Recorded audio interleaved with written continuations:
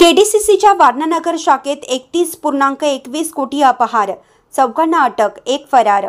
कोडोली जिल्हा मध्यवर्ती सहकारी बँकेच्या वारणानगर तालुका पन्हाळा शाखेत ग्राहकांच्या खात्यातून परस्पर रकमा काढून 3,21,91,691 रुपयांचा अपहार केल्याप्रकरणी शाखा अधिकारी तानाजी ईश्वरा राहणार कळे तालुका पन्हाळा, लिपिक मुकेश विलास पाटील राहणार मसूद माले तालुका पन्हाळा, कॅशियर शिवाजी शहाजी पाटील राहणार आरळे तालुका पन्हाळा, मीनाक्षी भगवान कांबळे व शफीक मुस्ताज मुल्ला दोघेही राहणार कोडोली तालुका पन्हाळा यांच्यावर कोडोली पोलीस ठाण्यात गुन्हा दाखल झाला।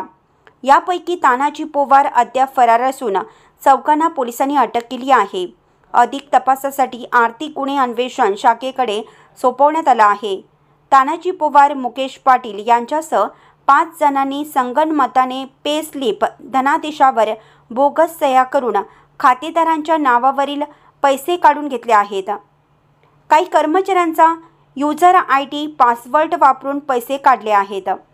15 जुलै 2021 ते 20 ऑगस्ट 2024 असे 3 वर्ष संगनमताने अपहार सुरू होता। वारणानगर शाखेतील अपहार बँकेच्या यंत्रणेला ऑगस्ट 2024 मध्ये लक्षात आला, पण राजकीय दबावापोटी संबंधितांवर वेळेत कारवाई झाली नाही। परंतु बँकेचे उपव्यवस्थापक बाळासो हरी बेलावळेकर वय वर्ष 58 राहणार कुरुकली तालुका कागल यांच्या निदर्शनास सदरचा प्रकार आल्याने त्यांनी या 5 जणांविरोधात कोडोली पोलीस ठाण्यात तक्रार दाखल केली।